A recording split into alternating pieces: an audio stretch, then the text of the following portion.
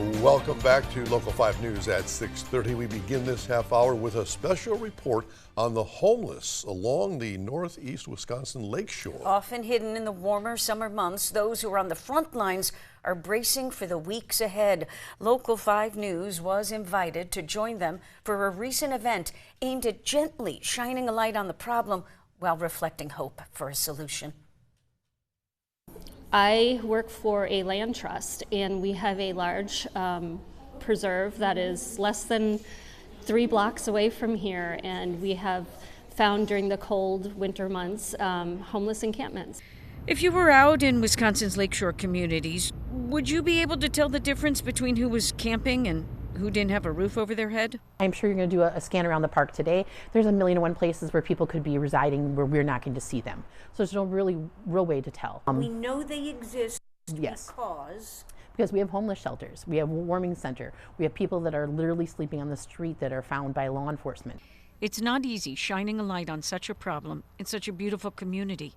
But the recent Night Without Shelter at Taylor Park in Sheboygan was a way for experts in addressing homelessness to ease into a greater community-wide conversation. We have learned from being a part of the Housing Coalition how to work with them and how to approach them and how to give them hope and talk to them with dignity. These experts represent all facets of assistance programs, from health care to food to housing, who all hope to humanize the issue and dispel the myths. Having people understand that being homeless is not always a choice. Yeah, you're going to have those few people who want to live where they choose, and they're perfectly fine with that.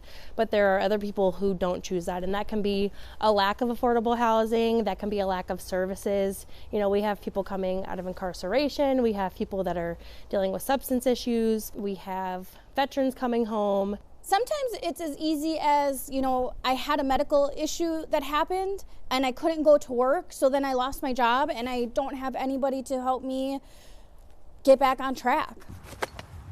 Among the campers was Jason Stewart and his dog Finnegan. Now, his day job is an IT guy, but he also volunteers to do prison ministry behind bars and knows firsthand that it's ex-cons who are among the most vulnerable. Fact is that these people are without shelter, and we know that winter is coming in very quickly. So it's not a huge transient population coming here. It's people in the community already that are losing their housing because they can't afford it. As daunting as the tasks ahead are, this group of activists and advocates are optimistic because at least somebody might be watching tonight and actually hearing what they say.